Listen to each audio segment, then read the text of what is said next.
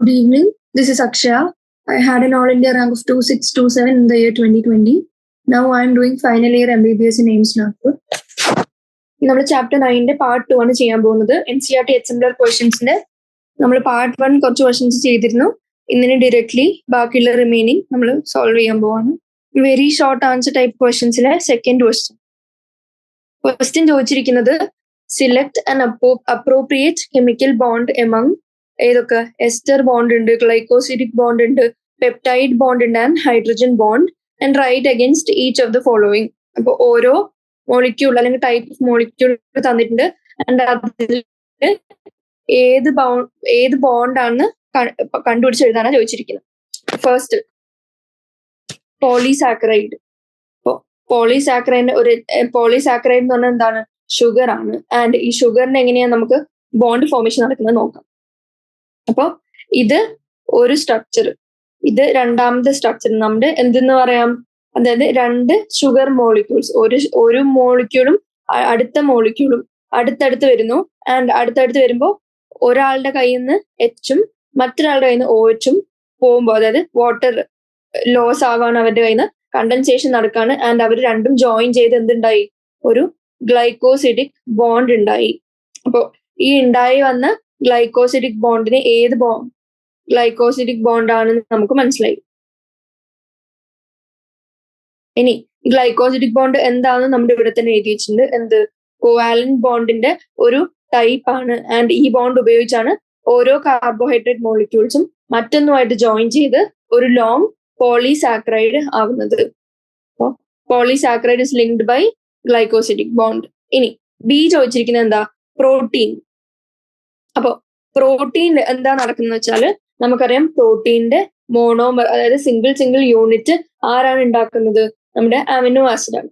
അപ്പോ ഓരോ അമിനോ ആസിഡിനും എന്ത് വേണം? നമ്മൾ ഓൾറെഡി കണ്ടതാണ്. എന്ത് വേണം? ഒരു NH2 ഗ്രൂപ്പ് വേണം, ഒരു COOH ഗ്രൂപ്പ് വേണം, ഒരു R ഗ്രൂപ്പ് ആൻഡ് ഫൈനലി ഒരു H. ഇനി രണ്ട് അമിനോ ആസിഡ് അടുത്തടുത്ത് വരുമ്പോൾ എന്ത് പറ്റും? ഒരു മോളിക്യൂളിന് Hഉം അടുത്ത മോളിക്യൂളിന് OHും പോയി വാട്ടർ അഗെയിൻ ലോസ് സംഭവിച്ചു, അതായത് ഡീഹൈഡ്രേഷൻ ഉണ്ടായി, അല്ലെങ്കിൽ കണ്ടൻസേഷൻ റിയാക്ഷൻ നടന്ന് എന്തുണ്ടായി? നമ്മുടെ CONH ആയി രണ്ട് മോളിക്യൂളിൽ നടക്കുക. അതിന് നമ്മൾ എന്തെന്ന് വിളിച്ചു? Peptide bond. അപ്പോ പ്രോട്ടീൻസ് എന്തുകൊണ്ടാണ് ലിങ്ക് ചെയ്തിരിക്കുന്നത്? പെപ്റ്റൈഡ് ബോണ്ട് വെച്ചാണ്. ആൻഡ് പെപ്റ്റൈഡ് ബോണ്ട് അഗെയിൻ എന്താണ്? ഒരു കോവാലന്റ് ബോണ്ട് ആണ് ബിറ്റ്വീൻ രണ്ട് അമിനോ ആസിഡ്സ്. ഇനി അത് ആര് തമ്മിൽ റിയാക്ട് ചെയ്യുമ്പോൾ വരുന്നതാണ്? ഒന്നിലെ കാർബോക്സിൽ ഗ്രൂപ്പും മറ്റേതിലെ അമിനോ ഗ്രൂപ്പും റിയാക്ട് ചെയ്യുമ്പോൾ അവരിൽ നിന്ന് ഒരു ഡീഹൈഡ്രേഷൻ സംഭവിച്ചു, അതായത് കണ്ടൻസേഷൻ സംഭവിച്ചു, അതിൽ നിന്ന് ഒരു വാട്ടർ മോളിക്യൂൾ ലോസ് സംഭവിച്ച് ഉണ്ടായതാണ് നമ്മുടെ പെപ്റ്റൈഡ് ബോണ്ട്. പെപ്റ്റൈഡ് ബോണ്ടാണ് ഇപ്പൊ പ്രോട്ടീന്റെ നടുക്ക് നമുക്ക് കാണാൻ പറ്റുന്നത്. ഇനി തേർഡ് ചോദിച്ചിരിക്കുന്നത് ഫാറ്റ്. അപ്പോ ഫാറ്റ് ഉണ്ടാവണമെങ്കിൽ നമുക്കറിയാം എന്ത് സംഭവിക്കണം? അതായത് ഫാറ്റി ആസിഡിലെ കാർബോക്സിൽ ഗ്രൂപ്പ് ആരുമായിട്ട് റിയാക്ട് ചെയ്തു? നമ്മുടെ ട്രൈഗ്ലിസറോളിലെ ഹൈഡ്രോക്സിൽ ഗ്രൂപ്പുമായിട്ട് റിയാക്ട് ചെയ്തു. ആൻഡ് അങ്ങനെ വാട്ടർ എലിമിനേഷൻ സംഭവിച്ചിട്ടുണ്ടാവുന്നതാണ് നമ്മുടെ ഫാറ്റ്. അപ്പോൾ ഇതിലത്തെ ബോണ്ട് ചോദിക്കുകയാണെങ്കിൽ അത് എങ്ങനെ പറയാൻ പറ്റും? ഒരു ട്രൈഗ്ലിസറോൾ ഇവിടെ കൊടുത്തിട്ടുണ്ട് ആൻഡ് അതിന്റെ ഇപ്പുറത്ത് വേറെ എന്ത് കൊടുത്തിട്ടുണ്ട്? നമ്മുടെ ഏതെങ്കിലും ഫാറ്റി ആസിഡ് കൊടുത്തിട്ടുണ്ട്. ഇനി ഇവരുടെ റിയാക്ഷൻ വഴി ഒരു വാട്ടർ മോളിക്യൂൾ ലോസ് ആവുന്നു. എവിടുന്ന്? ഓരോ ഫാറ്റി ആസിഡിൽ നിന്നും. അങ്ങനെ നമുക്ക് ഏത് ബോണ്ട് ഉണ്ടാവുന്നു? എസ്റ്റർ ബോണ്ട് ഉണ്ടാവുന്നു. അപ്പൊ നമുക്ക് ഫാറ്റിൽ ഏതാണ് ബോണ്ട് എന്ന് വെച്ചാൽ നമുക്ക് എന്ത് പറയാൻ പറ്റും? എസ്റ്റർ ബോണ്ട് ആണ് ഫാറ്റിൽ നമുക്ക് കാണാൻ പറ്റും. ഇനി നാലാമത്തെ ക്വസ്റ്റ്യൻ ചോദിച്ചിരിക്കുന്നത് എന്താ? വാട്ടറിൽ ഏത് ബോണ്ടാണെന്നാണ് ചോദിച്ചിരിക്കുന്നത്. അപ്പൊ എന്താണ്? നമുക്കറിയാം വാട്ടർ എന്താണ്? പോളാർ ആയിട്ടുള്ള മോളിക്യൂൾ ആണ്. ആൻഡ് ഈ പോളാർ ആയിട്ടുള്ള എൻറ്റിറ്റിയിൽ ഏത് ബോണ്ടാണെന്നാണ് ചോദിച്ചിരിക്കുന്നത്. അപ്പൊ നമുക്ക് എന്തറിയാം? ഹൈഡ്രജൻ ബോണ്ട് ഏതിൽ കാണാം? നമ്മുടെ വാട്ടറിൽ കാണാൻ പറ്റുന്നുണ്ട്. അതിന്റെ ഒരു എക്സാമ്പിൾ ആണ് എന്ത്? വാട്ടർ എന്ന് പറഞ്ഞ മോളിക്യൂൾ. ഇതിൽ നമുക്ക് ഹൈഡ്രജൻ ബോണ്ട് കാണാൻ പറ്റും. ഇനി അതിന്റെ ഹൈഡ്രജൻ ബോണ്ടിന്റെ റിയാക്ഷൻ എന്ന് പറയുന്നത് എങ്ങനെയാണ്? H+O- H+O- H+, അങ്ങനെ ഓൾട്ടർനേറ്റ് ചെയ്ത് വരുമ്പോൾ ഇത് എന്ത് ചെയ്യും? ഇത് എല്ലാം അങ്ങോട്ടും ഇങ്ങോട്ടും സറൗണ്ട് ചെയ്ത് നമ്മുടെ ഹൈഡ്രജൻ ഇസ് ബൗണ്ട് ടു ഒരു വെരി ഹൈലി ഇലക്ട്രോനെഗറ്റീവ് ആറ്റമായ, ഇവിടെ അതിന്റെ എക്സാമ്പിൾ എന്താണ്? ഓക്സിജൻ ആണ്. അപ്പോ അങ്ങനെ അത് നൈട്രജൻ ആവാം, അല്ലെങ്കിൽ സൾഫർ ആവാം, ഫ്ലൂറിൻ ആവാം. അങ്ങനെ ഹൈലി ഇലക്ട്രോനെഗറ്റീവ് ആറ്റം ആയിട്ട് ഹൈഡ്രജൻ ബൗണ്ട് ആവുന്നതിന് നമ്മൾ എന്തെന്ന് വിളിക്കും? Hydrogen bond. ഇനി അതൊരു ഇലക്ട്രോ വാലന്റ് ഇന്ററാക്ഷൻ ആണ്. അപ്പൊ നമ്മൾ എന്ത് കണ്ടു? പോളിസാക്കറൈഡില് എന്ത് ബോണ്ട്? Glycosidic bond. പ്രോട്ടീനിൽ പെപ്റ്റൈഡ് ബോണ്ട്. ഫാറ്റില് എസ്റ്റർ ബോണ്ട്. ആൻഡ് ഫൈനലി വാട്ടറിൽ ഹൈഡ്രജൻ ബോണ്ട്. ഇത്രയാണ് നമ്മളിപ്പോ ഇതുവരെ കണ്ടിരിക്കുന്നത്. ഇനി തേർഡ് ക്വസ്റ്റ്യൻ ചോദിച്ചിരിക്കുന്നത്, write the name of any one amino acid, sugar, nucleotide and fatty acid. എന്താണ്? നമുക്കറിയുന്ന ഏതെങ്കിലും ഒരു എക്സാമ്പിൾ എഴുതി വെക്കാം. അമിനോ ആസിഡിൽ ബേസിക് ആയിട്ടുള്ള ഗ്ലൈസീൻ തൊട്ട് അതിന്റെ അപ്പുറത്തേക്കുള്ള ഏത് എക്സാമ്പിൾ വേണമെങ്കിലും എഴുതാം. ഇവിടെ എന്താണ് കൊടുത്തിരിക്കുന്നത്? ലൂസീൻ എന്ന് പറഞ്ഞ എക്സാമ്പിൾ ആണ് കൊടുത്തത്. ഇനി ഷുഗർ നിങ്ങൾക്ക് ഏത് വേണമെങ്കിലും എഴുതാം. ഫ്രക്ടോസ് വേണമെങ്കിലും എഴുതാം, അല്ലെങ്കിൽ ലാക്ടോസ് എഴുതാം. ഇവിടെ ഏതാണ് കൊടുത്തിരിക്കുന്നത്? ലാക്ടോസ്. ഇനി ന്യൂക്ലിയോടൈഡ് എന്ന് വെച്ചാൽ ഷുഗർ വേണം, നൈട്രജൻ ബേസ് വേണം, ഇനി ഫോസ്ഫേറ്റ് ഗ്രൂപ്പും കൂടി വേണം അവരുടെ കൂടെ. അപ്പൊ നമ്മൾ ഇവിടെ എന്താ കൊടുത്തിരിക്കുന്നത്? Adenosine try phosphate. അതാണ് നമ്മുടെ ATP. ഇനി ഫാറ്റി ആസിഡിന് എത്രയോ എക്സാമ്പിൾ നമുക്ക് ഓൾറെഡി NCERT കൊടുത്തിട്ടുണ്ട്. അതിൽ ഏതെങ്കിലും ഒന്ന് എഴുതാം. ഇവിടെ കൊടുത്തിരിക്കുന്നത് പാമിറ്റിക് ആസിഡ്. ഇത്രയാണ് തേർഡ് ക്വസ്റ്റ്യൻ. ഇനി ഫോർത്തിലേക്ക് പോവാണെങ്കിൽ ചോദിച്ചിരിക്കുന്നത് എന്താ? The reaction given below is catalysed by oxidoreductase. അതായത് രണ്ട് സബ്സ്റ്റേറ്റ്സ് എയുടെയും A' തമ്മിലുള്ള റിയാക്ഷൻ കാറ്റലൈസ് ചെയ്യുന്ന ആള് ഓക്സിഡോ റിഡക്ടേസ് ആണ്. അങ്ങനെയാണെങ്കിൽ ഈ A reduced plus A' oxidised എന്ന് പറഞ്ഞിട്ടുള്ള റിയാക്ഷൻ കംപ്ലീറ്റ് ചെയ്യാനാണ് ചോദിച്ചിരിക്കുന്നത്. അപ്പൊ നമുക്ക് എന്തറിയാം? ഓക്സിഡോ റിഡക്ടേസ് എന്ന് പറയുന്നത് എൻസൈം ആണ്. ആൻഡ് ഈ എൻസൈം ഗ്രൂപ്പിൽ എന്താന്ന് പറ്റാന്ന് വെച്ചാല് രണ്ട് എൻറ്റിറ്റി തമ്മിൽ റിയാക്ട് ചെയ്യാണ്. അതിൽ റെഡ്യൂസ്ഡ് ആയിട്ടുള്ള ആള് എന്ത് പറ്റും? റെഡ്യൂസ്ഡ് ആയിട്ടുള്ള ആള് ഓക്സിഡൈസ്ഡ് ആവും, ആൻഡ് ഓക്സിഡൈസ്ഡ് ആയിട്ടുള്ള ആള് റെഡ്യൂസ്ഡ് ആവും. അപ്പോ റെഡ്യൂസ്ഡ് ആയിട്ടുള്ള ആള് ഓക്സിഡൈസ്ഡ് ആവണമെങ്കിൽ അയാള് ഒരു ഇലക്ട്രോൺ കൊടുക്കണോ വാങ്ങണോ എന്നുള്ളത് എങ്ങനെയാണ്? അയാള് ഇലക്ട്രോൺ ഡോണർ ആയിരിക്കണം. ഡോണർ ആവുമ്പോഴാണ് ഇലക്ട്രോൺ ഡോണർ ഒരു റെഡ്യൂസ്ഡ് ആയിട്ടുള്ള ഒരു സാധനം ഇലക്ട്രോൺ ഡൊണേറ്റ് ചെയ്യുമ്പോഴാണ് അതിന് ഓക്സിഡൈസ്ഡ് ആയി നമുക്ക് പറയാൻ പറ്റുക. ഇനി അതേപോലെ ഈ A' ഓക്സിഡൈസ്ഡ് എന്ന് പറയുന്ന സാധനം ഇവിടെ അത് എന്ത് ചെയ്യണം? ഇലക്ട്രോണിനെ അക്സെപ്റ്റ് ചെയ്യണം. അങ്ങനെ ഇലക്ട്രോൺ അക്സെപ്റ്റർ ആവുമ്പോൾ അത് അഗെയിൻ എന്ത് പറ്റും? റെഡ്യൂസ്ഡ് ആവുന്നു. അപ്പോ A റെഡ്യൂസ്ഡ്, ഇലക്ട്രോൺ ഡൊണേറ്റ് ചെയ്യുന്നു, അങ്ങനെ A ഓക്സിഡൈസ്ഡ് ആയി. ഇനി A' ഓക്സിഡൈസ്ഡ്, ഇലക്ട്രോൺ അക്സെപ്റ്റ് ചെയ്ത് A' റെഡ്യൂസ്ഡ് ആയി. ഇനി ഇത് ഏത് എൻസൈം വെച്ച് കാറ്റാലിസിസ് നടന്നപ്പോഴാണ് ഇത് സംഭവിച്ചത്? നമ്മുടെ ഓക്സിഡോ റിഡക്ടേസ്. കൊടുത്തുന്ന catalysis, oxidation and reduction reactions. ഇനി അവര് ട്രാൻസ്ഫർ ഓഫ് ഇലക്ട്രോൺ ഉപയോഗിച്ച്, അതായത് ഒരു മോളിക്യൂളിൽ നിന്ന് ട്രാൻസ്ഫർ ഓഫ് ഇലക്ട്രോൺ അടുത്ത മോളിക്യൂളിലേക്ക് പോകുമ്പോൾ ഈ ഇലക്ട്രോൺ ഡൊണേറ്റ് ചെയ്ത അല്ലെങ്കിൽ ട്രാൻസ്ഫേർഡ് ആയ ആള് എന്ത് പറ്റും? നമ്മുടെ ഇലക്ട്രോൺ ഡോണർ ആവും, അല്ലെങ്കിൽ നമുക്ക് എന്ത് പറയാൻ പറ്റും? നമ്മുടെ റിഡക്റ്റന്റ് ആവും. ആൻഡ് റിഡക്റ്റന്റ് എന്ത് പറ്റാ? സ്വയം ഓക്സിഡൈസ്ഡ് ആയി മറ്റുള്ളതിനെ റെഡ്യൂസ് ചെയ്യുന്നതാണ്. റിഡക്റ്റന്റ് എന്ന് പറയുന്നത് ഒന്നും കൂടി ശ്രദ്ധിച്ചു വെക്കുക. മറ്റുള്ളതിനെ റെഡ്യൂസ് ചെയ്യുന്നു, സ്വയം ഓക്സിഡൈസ്ഡ് ആവുന്നു. അങ്ങനെയുള്ളവരാണ് ഇലക്ട്രോൺ ഡോണേഴ്സ്. ഇനി അതേപോലെ മറ്റേയാള് നമ്മുടെ ഓക്സിഡന്റ് ആന്ന് പറയാൻ പറ്റും. അതായത് നമ്മുടെ അക്സെപ്റ്റ് ചെയ്ത ഇലക്ട്രോൺ അക്സെപ്റ്റ് ചെയ്ത ആള് ഓക്സിഡന്റ് ആന്ന് പറയാൻ പറ്റും. ആൻഡ് ഓക്സിഡന്റ് എന്ത് ചെയ്യുന്നത്? ഇലക്ട്രോൺ അക്സെപ്റ്റ് ചെയ്യുന്നു ആൻഡ് ബാക്കി ലൈൻ ഓക്സിഡൈസ് ചെയ്യുന്നു, എന്നിട്ട് സ്വയം റെഡ്യൂസ്ഡ് ആവുന്നു. ഇത്രയാണ് ഫോർത്ത് ക്വസ്റ്റ്യൻ. ഇനി ഫിഫ്ത്ത് ക്വസ്റ്റ്യൻ ചോദിച്ചിരിക്കുന്നത്, how are prosthetic groups different from co factors? Prosthetic ഗ്രൂപ്പും കോ ഫാക്ടറും തമ്മിലുള്ള ഡിഫറൻസ് എന്താണെന്നാണ് ചോദിച്ചിരിക്കുന്നത്. അപ്പൊ നമുക്ക് എന്തറിയാം? പ്രോസ്തെറ്റിക് ഗ്രൂപ്പ്സിന്റെ ടോപ്പിക് നമ്മൾ പഠിച്ചിരുന്നു. അവരെങ്ങനെയാണ്? അവർ ഓർഗാനിക് കമ്പൗണ്ട്സ് ആണ്. ആൻഡ് അവരുടെ മെയിൻ പ്രത്യേകത എന്താന്ന് വെച്ചാല് അത് ടൈറ്റ്ലി ബൗണ്ട് ആയിരിക്കും. ആരുമായി? നമ്മുടെ അപ്പോ എൻസൈമുമായിട്ട്. ഇനി അപ്പോ എൻസൈം എന്താണ്? നമ്മുടെ കോ ഫാക്ടർ ഇല്ലാത്ത എൻസൈമിനാണ് നമ്മൾ അപ്പോ എൻസൈം എന്ന് പറയുന്നത്. ഇനി ആ ടൈറ്റ്ലി ബൗണ്ട് ആയിരിക്കുന്ന ഓർഗാനിക് കമ്പൗണ്ട്സ് എങ്ങനെയായിരിക്കും? ഒന്നുകിൽ കോവാലന്റ് ആയിരിക്കും, അല്ലെങ്കിൽ നോൺ കോവാലന്റ് ഫോഴ്സസ് വരെ ആയിരിക്കും അവരെങ്ങനെയാണ് ബൗണ്ട് ആയിരിക്കുന്നത്. ഇനി എക്സാമ്പിൾ ചോദിക്കുകയാണെങ്കിൽ പെറോക്സിഡേസ് അല്ലെങ്കിൽ കാറ്റലേസ് എടുത്തു നോക്കിയാൽ ഇവര് ഹൈഡ്രജൻ പെറോക്സൈഡിനെ വാട്ടർ ആയിട്ടും ഓക്സിജൻ ആയിട്ടും സ്പ്ലിറ്റ് ചെയ്യുന്ന എൻസൈംസ് ആണ് പെറോക്സിഡേസ്. ഇനി അല്ലെങ്കിൽ കാറ്റലേസ്. ഇനി ഈ എക്സാമ്പിളില് പ്രോസ്തെറ്റിക് ഗ്രൂപ്പ് എന്ന് പറഞ്ഞ് നമുക്ക് ഏതിനെയാണ് പരിചയപ്പെടുത്തുന്നത്? ഹീം എന്ന് പറഞ്ഞ ഗ്രൂപ്പിനെയാണ് പ്രോസ്തെറ്റിക് ഗ്രൂപ്പ് ആയിട്ട് കാണുന്നത്. ആൻഡ് ഈ ഹീം എന്ന് പറഞ്ഞ പ്രോസ്തെറ്റിക് ഗ്രൂപ്പ് നമ്മുടെ എൻസൈമിന്റെ ആക്റ്റീവ് സൈറ്റിന്റെ ഒരു പാർട്ടാണ്. അപ്പോ എന്താണ് പ്രോസ്തെറ്റിക് ഗ്രൂപ്പ്? അവർ ഓർഗാനിക് കമ്പൗണ്ട് ആണെന്ന് അറിഞ്ഞിരിക്കുക. ആൻഡ് അവർ ടൈറ്റ്ലി ബൗണ്ട് ആയിരിക്കും നമ്മുടെ അപ്പോ എൻസൈമുമായിട്ട് ബൈ കോവാലന്റ് അല്ലെങ്കിൽ നോൺ കോവാലന്റ് ഫോഴ്സസ്. ഇനി എക്സാമ്പിളില് പെറോക്സിഡേസ് എടുത്ത് നോക്കുകയാണെങ്കിൽ അല്ലെങ്കിൽ കാറ്റലേസ് എടുത്ത് നോക്കുകയാണെങ്കിൽ എങ്ങനെയാണ് ഹൈഡ്രജൻ പെറോക്സൈഡിനെ വാട്ടറും ഓക്സിജനായിട്ട് സ്പ്ലിറ്റ് ചെയ്യുന്നതിൽ നമ്മുടെ പ്രോസ്തെറ്റിക് ഗ്രൂപ്പ് ആയിട്ട് ആക്ട് ചെയ്യുന്നത് ഹീം ആണ്. And it is a part of active site of the enzyme. ഇനി കോ ഫാക്ടർ എന്താന്ന് നോക്കുകയാണെങ്കിൽ അതൊരു ഒന്നാമത്തെ പോയിന്റ്, അത് ഹീറ്റ് സ്റ്റേബിൾ ആണ് ആൻഡ് ചെറുതാണ്, ചെറിയൊരു മോളിക്യൂൾ ആണ്. And it is A non protein part of conjugate enzyme. നമ്മുടെ അപ്പോ എൻസൈം എന്ന് പറയുന്നത് പ്രോട്ടീൻ പാർട്ടായിരുന്നു, അതായത് എൻസൈം ആയിരുന്നു വിത്തൗട്ട് കോ ഫാക്ടർ. ഇവിടെ കോ ഫാക്ടർ എന്ന് പറയുന്നത് എന്താണ്? ഹീറ്റ് സ്റ്റേബിൾ ആയിട്ടുള്ള നോൺ പ്രോട്ടീൻ പാർട്ടാണ് ഒരു കോൺജുഗേറ്റ് എൻസൈമിന്റെ. ആൻഡ് അത് പ്രോസ്തെറ്റിക് ഗ്രൂപ്പ് പോലെ എപ്പോഴും ഓർഗാനിക് കമ്പൗണ്ടിനാവണമെന്നില്ല, ഇൻഓർഗാനിക് ആവാം അല്ലെങ്കിൽ ഓർഗാനിക് ആവാം. ഇനി ഈ കോ ഫാക്ടർ ലൂസ്ലി ബൗണ്ട് ആയിരിക്കുമ്പോൾ, നമ്മുടെ എൻസൈമുമായിട്ട് ലൂസ്ലി ബൗണ്ട് ആയിരിക്കുമ്പോൾ നമ്മൾ അതിനെ കോ എൻസൈം എന്ന് വിളിക്കുന്നു. And when it is tightly bound to an apoenzyme, അപ്പോഴാണ് നമ്മൾ ഇതിന് എന്തെന്ന് വിളിക്കുന്നത്? ടൈറ്റ്ലി ബൗണ്ടും ആയിരിക്കണം, ഓർഗാനിക് കമ്പൗണ്ടും ആയിരിക്കണം. അങ്ങനെയുള്ള സമയത്ത് നമ്മൾ അതിനെ പ്രോസ്തെറ്റിക് ഗ്രൂപ്പ് എന്ന് വിളിക്കും.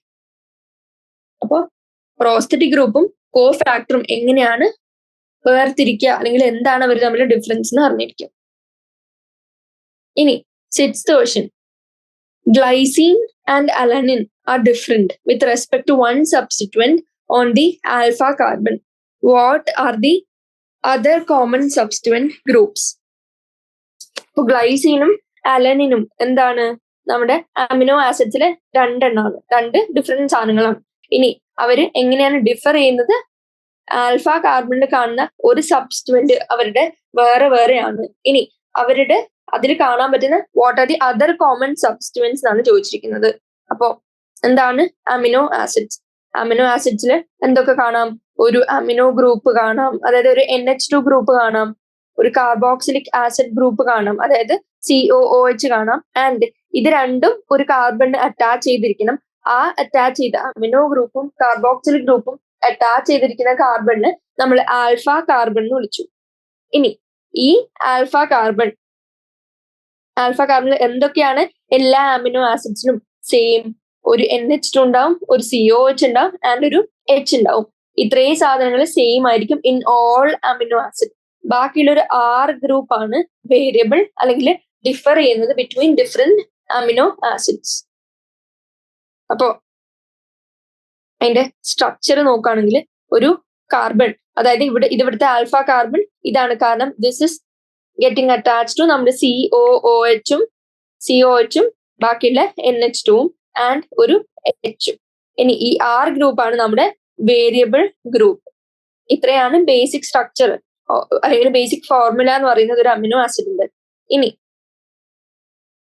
ഗ്ലൈസീനിലും അലാനിനിലും ഇത്രയും നേരം പറഞ്ഞ പോലെ തന്നെ Hഉം NH2ഉം COH ഗ്രൂപ്പും സെയിം ആയിരിക്കും. അപ്പൊ നമുക്ക് ഈ രണ്ട് ഫോർമുല എടുത്ത് നോക്കിയാലും അറിയാം, ആൽഫ കാർബൺ ഉണ്ട് ആൻഡ് ആൽഫ കാർബണിലേക്ക് COHും NH2ഉം Hഉം സെയിം തന്നെയാണ്. പക്ഷെ ആകെ ഡിഫറൻസ് എന്താ? ബാക്കിയുള്ള ഒരു R ഗ്രൂപ്പ് ഉണ്ടായിരുന്നു, അതായത് ഇവിടെ കാണുന്ന ഈ R ഗ്രൂപ്പ് അലാനിനില് CH3ഉം ഒരു മീഥൈൽ ഗ്രൂപ്പും ഗ്ലൈസീനില് ഒരു Hഉം കൊണ്ടാണ് ഉണ്ടാക്കിയിരിക്കുന്നത്.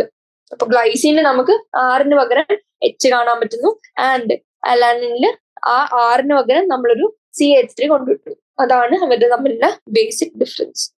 അപ്പം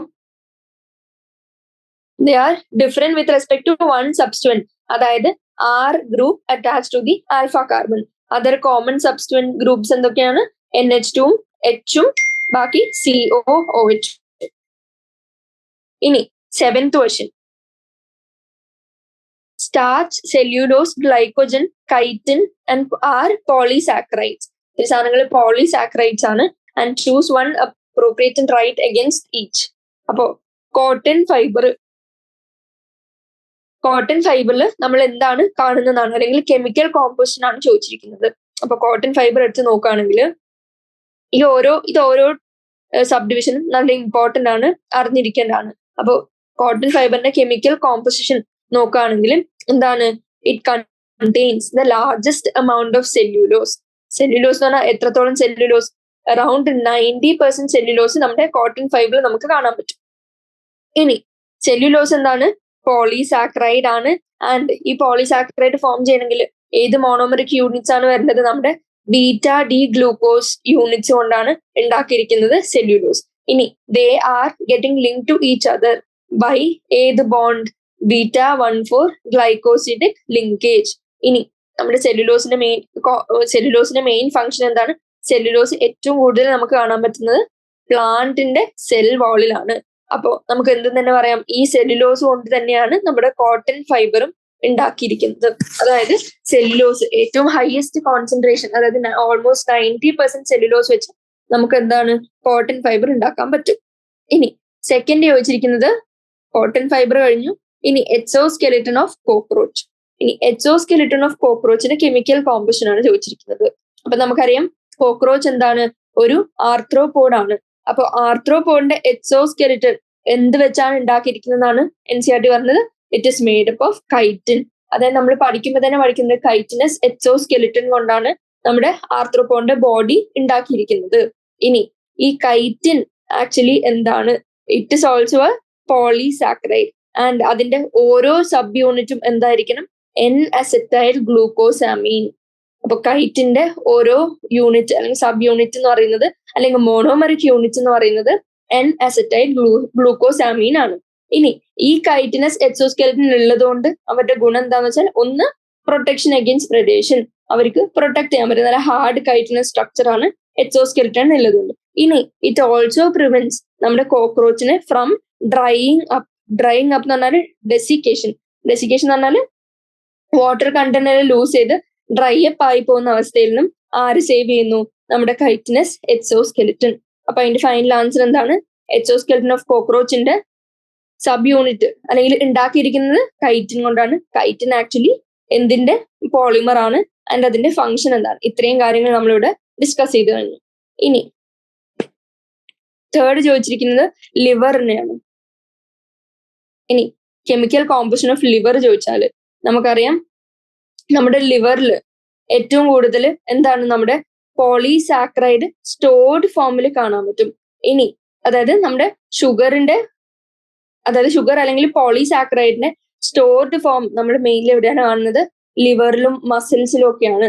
അപ്പൊ ലിവറിൽ മോസ്റ്റ്ലി കമ്പോസ്ഡ് ഓഫ് എന്തെന്ന് പറയാം? നമ്മുടെ ഗ്ലൈക്കോജൻ. കാരണം ആനിമൽസിൽ ഗ്ലൈക്കോജൻ ആണ് സ്റ്റോർഡ് ഫോം. ഇനി ഈ ഗ്ലൈക്കോജൻ എന്താണ്? ഗ്ലൂക്കോസിന്റെ ബ്രാഞ്ചിങ് ഉള്ള ഒരു ഹോമോ പോളിമർ ആണ്. ഈ ഓരോ സെന്റൻസും ഇമ്പോർട്ടന്റ് ആണ്. ബ്രാഞ്ചിങ് ഉള്ള ഹോമോ പോളിമർ ആണ് എന്ത്? Glycogen. And it is made up of glucose subunits എന്ന് പറയാം. ഇനി ഈ ഗ്ലൂക്കോസ് റെസിഡ്യൂസ് അല്ലെങ്കിൽ subunits are linked linearly, അതായത് ഒരു ലൈൻ പോലെ ലീനിയർലി ലിങ്ക് ചെയ്യുന്നു വിത്ത് ദ ഹെൽപ്പ് ഓഫ് ഏത് ബോണ്ട്? α1,4 glycosidic bond. ഇനി അറൌണ്ട് 8 to 10 മോളിക്യൂൾസ് കഴിയുമ്പോൾ നമുക്ക് ഒരു ബ്രാഞ്ചിങ് ഓഫ് കാണാൻ പറ്റും. ആൻഡ് ഈ ബ്രാഞ്ചിങ് നടക്കുന്നത് α16 ഗ്ലൈക്കോസിഡിക് ലിങ്കേജ് വഴിയാണ്. അപ്പൊ linear chain by α14 glycosidic bond and branching via α16 glycosidic linkages. അപ്പൊ ഫൈനൽ ആൻസർ എന്തായിരിക്കും? Chemical composition liver mainly glycogen ആയിരിക്കും. അപ്പോ കോട്ടൺ ഫൈബർ ഇവിടെ എങ്ങനെയായിരുന്നു? കോട്ടൺ ഫൈബർ എന്ന് പറയുന്നത് βD ഗ്ലൂക്കോസ് യൂണിറ്റ് വെച്ചായിരുന്നു. ആൻഡ് β14 ഗ്ലൈക്കോസിഡിക് ലിങ്കേജും ആയിരുന്നു. അപ്പോ ഗ്ലൈക്കോജൻ ഇവിടെ നമ്മൾ എന്ത് കണ്ടു? α14 ഗ്ലൈക്കോസിഡിക് ബോൺസ് വെച്ചാണ് ഉണ്ടാക്കിയിരിക്കുന്നത്. And branching via α16 glycosidic linkages. ഇനി ലാസ്റ്റ് ക്വസ്റ്റ്യൻ ചോദിച്ചിരിക്കുന്നത് പീൽഡ് പൊട്ടേറ്റോ. പീൽഡ് പൊട്ടേറ്റോ, നമുക്കറിയാം പൊട്ടേറ്റോ എന്ന് പറയുന്ന ഒരു സ്റ്റാർച്ചി ആയിട്ടുള്ളൊരു സാധനമാണ്. അപ്പൊ ഈ പീൽഡ് പൊട്ടേറ്റോയില് എന്തായിരിക്കും പറയാൻ പറ്റും. ഇനി അഗൈൻ ഈ സ്റ്റാർച്ച് എന്താണ്, അതും ഒരു പോളിസാക്രൈഡ് ആണ്, മേഡപ്പ് ഓഫ് ഗ്ലൂക്കോസ് മോണോമേഴ്സ്. ഇനി ആ ഗ്ലൂക്കോസ് മോണോമേഴ്സ് ഏതൊക്കെ ഫോമിലാണ് കാണാൻ പറ്റുക, arranged in two amylose and അമൈലോപെക്റ്റിന്റെ കോമ്പണൻസ്. സ്റ്റാർച്ചിൽ 2 കോമ്പണന്റ് കാണാൻ പറ്റും. ആൻഡ് ഈ 2 കോമ്പണന്റ് പേരറിഞ്ഞിരിക്കുക, അമൈലോസ് ആൻഡ് അമൈലോപെക്റ്റിൻ. ഇനി അതൊരു ഹെലിക്കൽ സ്ട്രക്ചർ ഉണ്ടാക്കിയിട്ടാണ് എന്തുണ്ടാക്കുന്നത്, നമ്മുടെ സ്റ്റാർച്ചിന്റെ ഫോർമേഷൻ ഉണ്ടാക്കുന്നത്. ഇനി പിന്നെ ഫൈനൽ ആൻസർ എന്തായിരിക്കും, നമ്മുടെ പീൽഡ് പൊട്ടേറ്റോയില് സ്റ്റാർച്ച് ആയിരിക്കും മെയിൻ കോമ്പസിഷൻ അല്ലെങ്കിൽ കണ്ടന്റ്. അപ്പോൾ ഈ ക്വസ്റ്റ്യൻ കുറച്ച് ഇമ്പോർട്ടന്റ് ആണ്. ഓരോന്നിനും സെല്ലുലോസും അല്ലെങ്കിൽ ഗ്ലൈക്കോജനിലും എങ്ങനെയൊക്കെയാണ് ഏതൊക്കെ യൂണിറ്റ് ഗ്ലൂക്കോസ് വെച്ചാണ് ലിങ്ക് ചെയ്യുന്നത്, ഏത് ബോണ്ട് വെച്ചാണ് ലിങ്ക് ചെയ്യുന്നത്, ആൻഡ് മോണോമർ യൂണിറ്റ്സ് ഏത് തരം ഗ്ലൂക്കോസ് ആണെന്നൊക്കെ അറിഞ്ഞിരിക്കണം. ഇനി ഷോർട്ട് ആൻസർ ടൈപ്പ് ക്വസ്റ്റ്യനിലെ ഫസ്റ്റ് ക്വസ്റ്റ്യൻ പറഞ്ഞിരിക്കുന്ന enzymes are proteins are long chains of amino acids link to each other by, നമുക്കറിയാം പ്രോട്ടീൻ ലിങ്കേജ് ഏത് വഴിയാണ്, പെപ്റ്റൈഡ് ബോണ്ട് വഴിയാണ് നടക്കുന്നത്.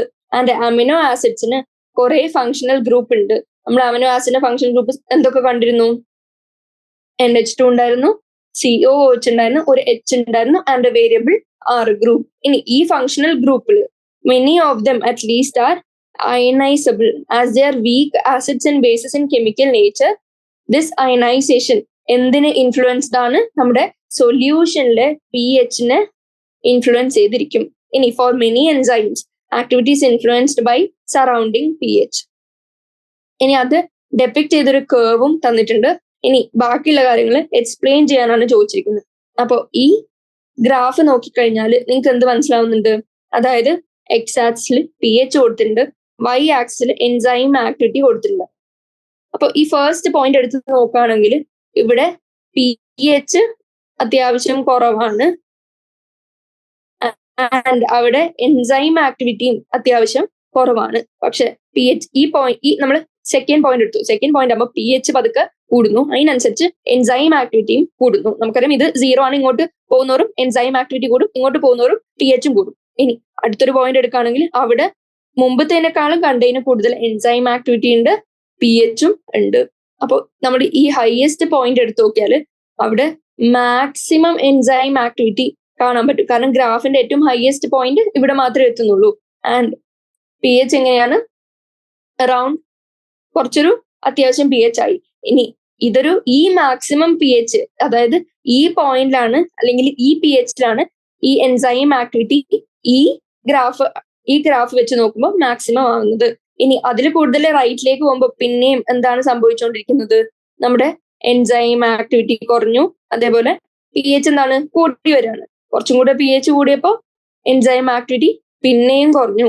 അങ്ങനെ പിന്നെ pH കൂടിയപ്പോൾ എന്താണ് സംഭവിച്ചത്, എൻസൈം ആക്ടിവിറ്റിയും അതിനനുസരിച്ച് കുറഞ്ഞു വന്നു. ആൻഡ് ഫൈനൽ പോയിന്റിൽ ആദ്യം ഉണ്ടായിരുന്ന എൻസൈം ആക്ടിവിറ്റി തന്നെ വന്നു, ആൻഡ് ഇത് ഏറ്റവും കൂടുതൽ pHല്. അപ്പോൾ ഇതിൽ നമുക്ക് എന്ത് മനസ്സിലാവാൻ പറ്റും, നമ്മുടെ pH ഏത് റേഞ്ച് ഓഫ് pHലാണ് അല്ലെങ്കിൽ ഒരു പെർട്ടിക്കുലർ പോയിന്റ് ഓഫ് pH വരെ നമ്മുടെ എൻസൈം ആക്ടിവിറ്റി കൂടി വന്നു, ബിയോണ്ട് വിച്ച് നമ്മൾ ആദ്യം കണ്ട പോലെ തന്നെ ലോ pHൽ കാണിക്കുന്ന ആക്ടിവിറ്റി തന്നെയാണ് പിന്നെ കാണിക്കാൻ തുടങ്ങിയത്. അപ്പൊ നമുക്ക് എന്ത് മനസ്സിലാവും, എൻസൈംസ് ജനറലി ഫങ്ഷൻ ചെയ്യുന്നത് ഒരു വളരെ നാരോ റേഞ്ച് ഓഫ് pHലാണ്, അതായത് ഒരു ചെറിയൊരു റേഞ്ച് ഉണ്ടാകും അതിനപ്പുറം. ഇനി ഈ പോയിന്റ്, അതായത് ഈ മേലത്തെ ഈ പോയിന്റ് അറ്റ് വിച്ച് ഈ pHല് ഏറ്റവും ഹയസ്റ്റ് ആക്ടിവിറ്റിയാണ് നമ്മുടെ എൻസൈം കാണിച്ചത്. അപ്പോൾ ആ pHനെ നമ്മൾ വിളിച്ചു optimum pH, because the pH at which enzyme showed maximum activity. ഇനി ഈ ഒപ്റ്റിമം pHന്റെ ലെഫ്റ്റിലോട്ട് പോയാലും, അതായത് ഒപ്റ്റിമം pHൽ കുറഞ്ഞാലും ഒപ്റ്റിമം pHൽ കൂടിയാലും നമ്മുടെ എൻസൈം ആക്ടിവിറ്റി സംഭവിക്കുന്നത് എന്താണ്, ഡിക്ലൈൻ ആണ് ചെയ്തുകൊണ്ടിരിക്കുന്നത്. It declines below and above this value. അപ്പോ നമുക്ക് എന്ത് മനസ്സിലായി, ലോ pH ആയാലും നമുക്ക് കംപ്ലീറ്റ് ലോസ് ഓഫ് ആക്ടിവിറ്റി ആണ് എൻസൈമിന് കാണാൻ പറ്റുന്നത്. ഇനി നമ്മൾ ഒപ്റ്റിമൽ pH എന്താണ് എന്ന് മനസ്സിലാക്കി കഴിഞ്ഞു. ആൻഡ് ഹ്യൂമൻ ബോഡിയിലെ മോസ്റ്റ് ഓഫ് ദി എൻസൈംസിനും ഇറ്റ് ഇസ് അറൌണ്ട് 7, അതായത് ന്യൂട്രൽ pHലാണ് ഏറ്റവും മാക്സിമം ആക്ടിവിറ്റി കാണിക്കുന്നത്. ഇനി pH കൂടിക്കഴിഞ്ഞാൽ എൻസൈം ആക്ടിവിറ്റി അല്ലെങ്കിൽ റിയാക്ഷൻ വെലോസിറ്റി എടുത്തു നോക്കിയാൽ അത് കുറഞ്ഞു തന്നെ ഇരിക്കുള്ളൂ. ഇനി ഈ ചേഞ്ചസ് ഇൻ pH വെച്ച് ഡിഫറൻസ് എന്താന്ന് വെച്ചാൽ നമ്മുടെ ബോണ്ട്, അതായത് എൻസൈം ഉണ്ടാക്കുന്ന ബോണ്ട് ചില ഇൻട്രാ ആൻഡ് ഇന്റർമോളിക്കുലർ ബോണ്ട്സ് ഉണ്ടാവുന്നുണ്ട്. ആ ബോണ്ട്സ് ബ്രേക്കേജും അല്ലെങ്കിൽ ഉണ്ടാക്കും, അതായത് മേക്ക് ആൻഡ് ബ്രേക്ക് ആണ് അവിടെ നടക്കുന്നത്. പി എച്ച് മാറുന്നതിനനുസരിച്ച് there is a make and break of intra and intermolecular bonds. ഇനി അങ്ങനെ ബോണ്ട്സിന്റെ ഉണ്ടാക്കലും ബ്രേക്കേജും ഒക്കെ ആകുമ്പോൾ നമ്മുടെ എൻസൈമിന്റെ ഷേപ്പ് മാറുന്നു. അതിനനുസരിച്ച് നമ്മുടെ എഫക്റ്റീവ്നെസ് ഓഫ് എൻസൈം മാറുന്നു. ഇനി എൻസൈം ആക്ടിവിറ്റിയും പി എച്ചിന്റെയും ഗ്രാഫ് എങ്ങനെയാന്ന് വെച്ചാൽ നമ്മൾ പറയാം ഒരു വെൽ ഷേപ്ഡ് കർവ് ആണ് നമുക്ക് കാണാൻ പറ്റും. ഇത്രയാണ് ഈ ക്വസ്റ്റ്യനിൽ, അതായത് ഫസ്റ്റ് ക്വസ്റ്റ്യനിൽ ചോദിച്ചിരിക്കുന്നത്. ഇനി second question, is rubber a primary metabolite or a secondary metabolite എന്നാണ് ചോദിച്ചിരിക്കുന്നത്. Right 4 sentences about rubber. അതായത് റബ്ബർ എന്താണ്, പ്രൈമറി മെറ്റബോളൈറ്റ് ആണോ സെക്കൻഡറി മെറ്റബോളൈറ്റ് ആണോ എന്ന് അറിയാം. ഇനി സബ്സ്ട്രേറ്റിനെ നമ്മൾ 2 തരത്തിലാണ് തിരിക്കുന്നത്. എങ്ങനെ? ഒന്നുകിൽ പ്രൈമറി മെറ്റബോളൈറ്റ് ആവാം, അല്ലെങ്കിൽ സെക്കൻഡറി മെറ്റബോളൈറ്റ് ആവാം.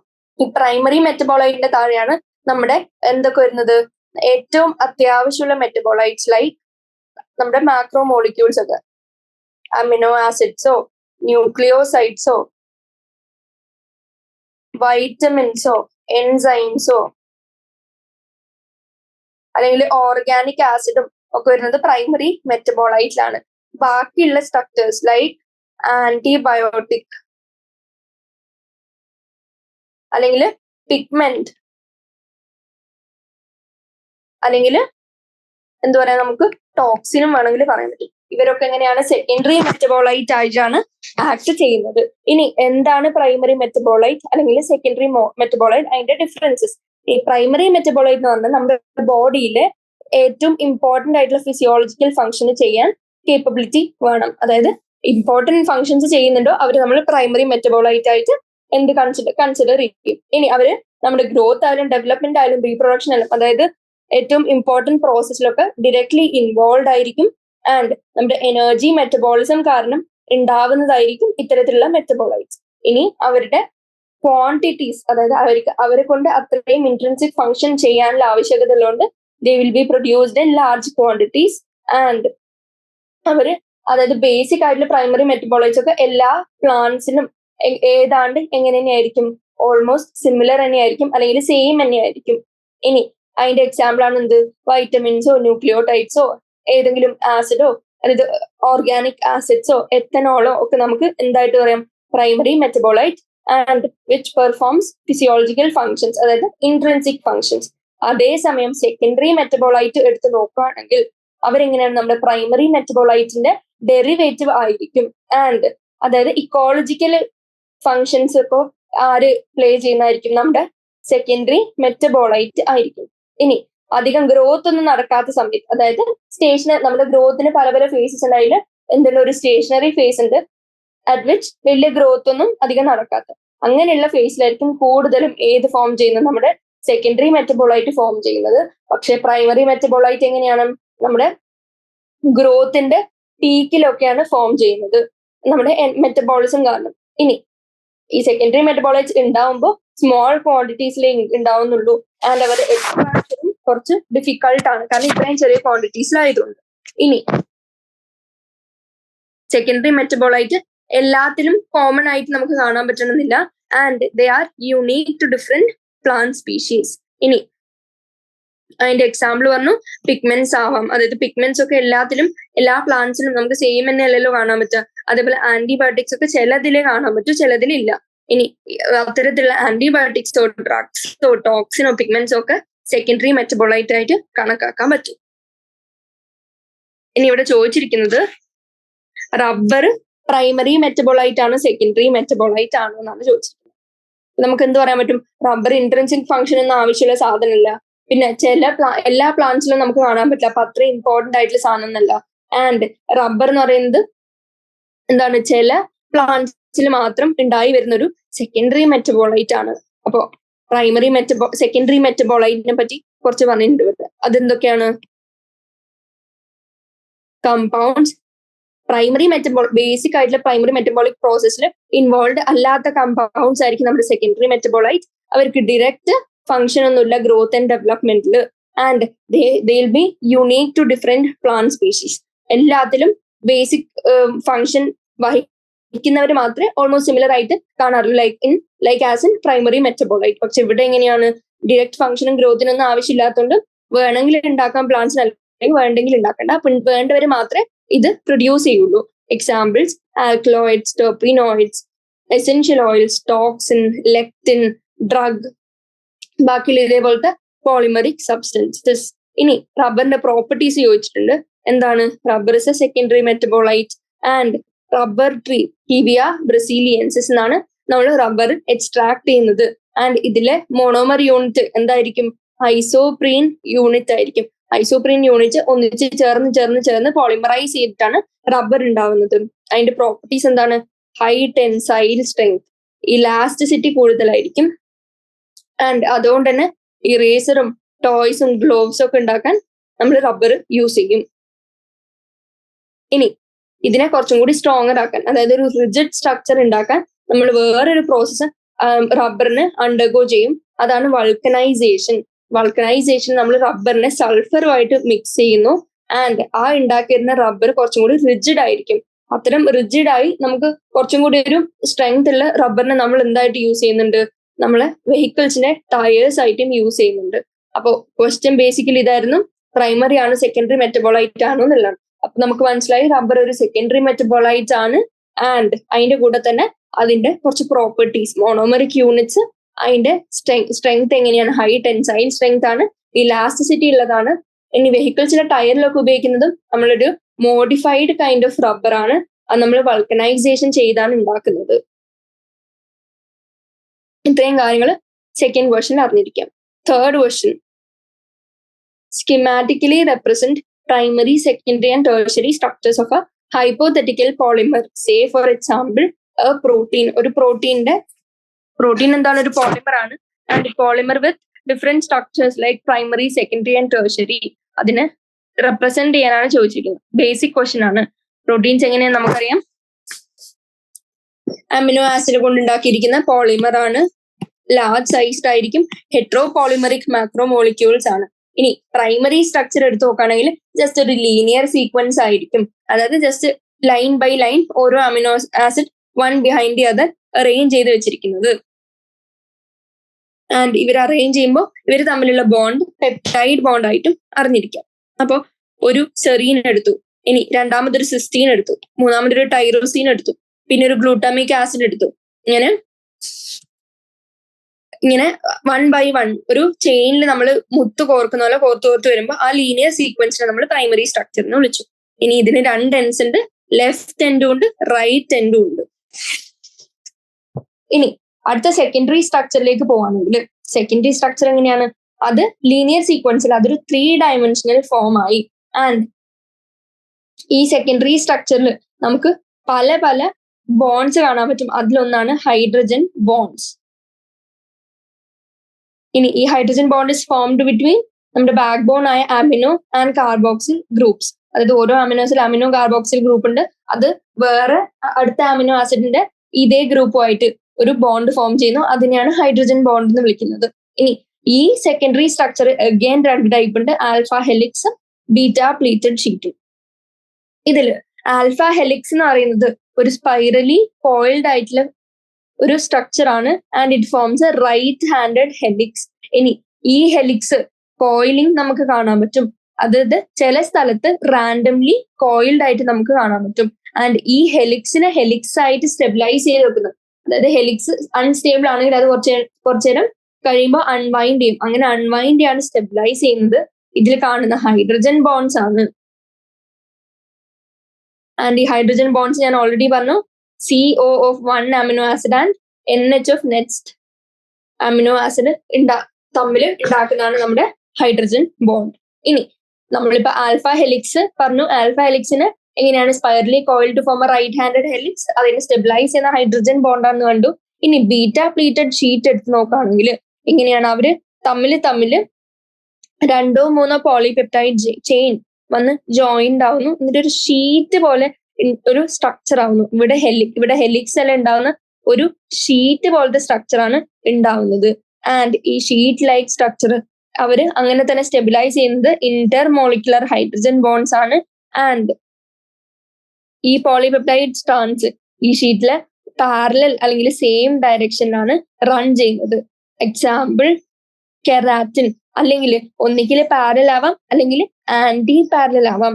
അപ്പോൾ ആ ബീറ്റ ഷീറ്റ് ഒന്നിക്കൽ പാരലൽ ഡിറക്ഷനിൽ റൺ ചെയ്യാം അല്ലെങ്കിൽ ആന്റി പാരലൽ ഡിറക്ഷനിൽ റൺ ചെയ്യാം. ആൻഡ് പാരലൽ ആണെങ്കിൽ കെരാറ്റിൻ അതിന്റെ ഒരു എക്സാമ്പിൾ ആണ്, ആന്റി പാരലൽ ആണെങ്കിൽ ഫൈബ്രോയിൻ അതിന്റെ ഒരു എക്സാമ്പിൾ ആണ്.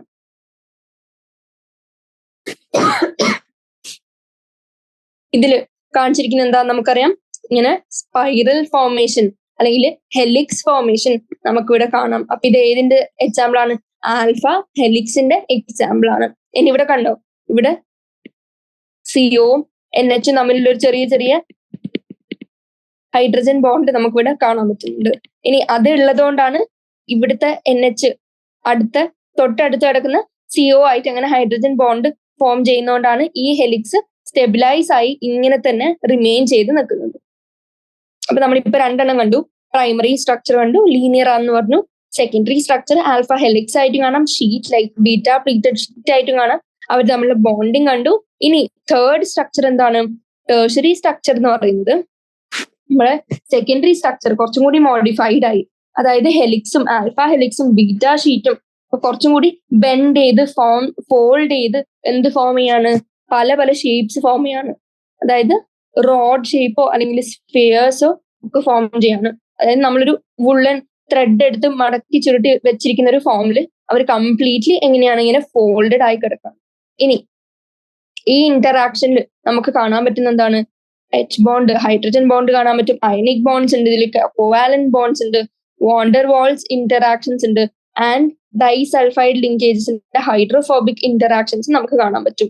ഇനി ഈ സ്ട്രക്ചറിൽ 3 ഡയമെൻഷണൽ കൺഫർമേഷനും നമുക്ക് കാണാൻ പറ്റും. ഇനി ഇത്തരം ഒരു ഓർഡർ ഇല്ലാണ്ട് ഇങ്ങനെ വല്ലാണ്ട് ഇങ്ങനെ ഫോൾഡ് ചെയ്ത് കിടക്കുന്ന സ്ട്രക്ചറിനെ നമ്മൾ ടേഴ്സറി സ്ട്രക്ചർ എന്ന് വിളിച്ചു. ഇത്രയാണ് എന്തിനെ കുറിച്ച് ചോദിച്ചിരിക്കുന്നത്? നമ്മുടെ primary, secondary, tertiary structures. Primary ഇങ്ങനെ ഡയറക്ട്ലി ലീനിയർ സീക്വൻസ് ആണ്. ഇതിലൊരു പാർട്ട് എടുത്ത് നമ്മൾ എന്ത് ചെയ്തു? നമ്മൾ വലുതാക്കി എൻലാർജ് ചെയ്ത് കണ്ടു ഇതിൽ എന്താണ് ആക്ച്വലി സംഭവിക്കുന്നത്. ഇനി സെക്കൻഡറി സ്ട്രക്ചറിൽ ആൽഫ ഹെലിക്സും ബീറ്റ പ്ലീറ്റഡ് ഷീറ്റും കണ്ടു. ടേഴ്സറി സ്ട്രക്ചറിൽ ഇങ്ങനെ ഒരു പ്രത്യേക തരം വുള്ളൻ ത്രെഡ് മടക്കി ചുറ്റി വെച്ചിരിക്കുന്ന പോലത്തെ ഒരു ബെൻഡ് ആയിട്ടുള്ള ഫോൾഡ് ആയിട്ടുള്ള ഒരു സ്ട്രക്ചർ നമ്മൾ കണ്ടു.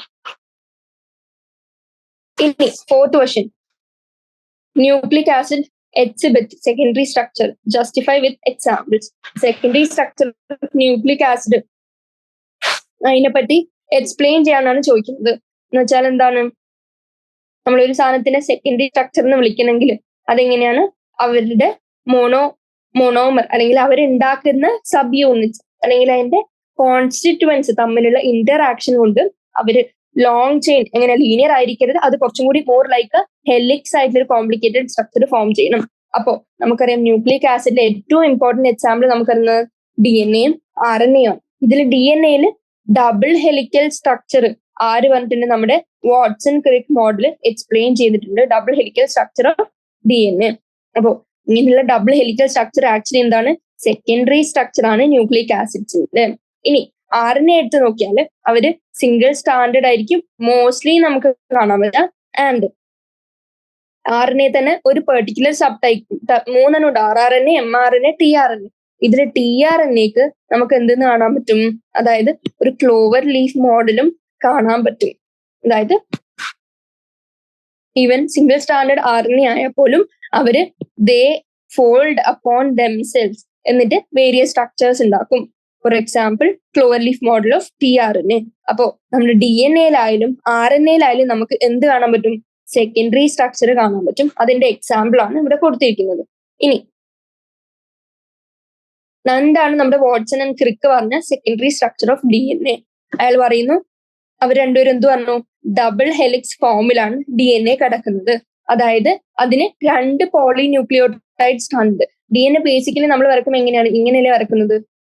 അപ്പോ അതിന് ഒരു സ്റ്റാൻഡ് ഇത്, ഒരു സ്റ്റാൻഡ് ഇത്, 2 പോളിന്യൂക്ലിയോടൈഡ് സ്ട്രാൻഡ്സ് ഉണ്ട്. ഇവര് they run in antiparallel direction. അതായത് ഇത് പാരലൽ, ഇതിനെ ആന്റി പാരലൽ ആക്കണമെങ്കിൽ എന്ത് ചെയ്യണം? ഒന്ന് ഇങ്ങോട്ട് റൺ ചെയ്യണം, ഒന്ന് ഇങ്ങോട്ട് റൺ ചെയ്യണം. സ്റ്റിൽ അവർ പാരലൽ ആണ്, just that there direction is opposite. അപ്പൊ അങ്ങനെ അവര് ഓപ്പോസിറ്റ് ഡിറക്ഷനിൽ എന്ത് ആന്റി പാരലിൽ റൺ ചെയ്യുന്നുണ്ട്.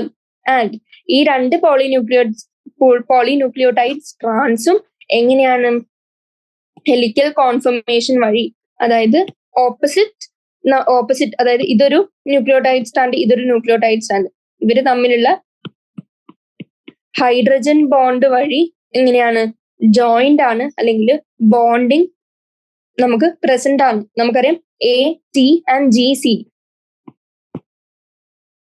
TO ആയിട്ട് എത്ര ഹൈഡ്രജൻ ബോണ്ട് ഉണ്ടാക്കും, GO ആയിട്ട് എത്ര ഹൈഡ്രജൻ ബോണ്ട് ഉണ്ടാക്കും എന്നൊക്കെ നമ്മൾ ഓൾറെഡി പഠിച്ചതാണ്.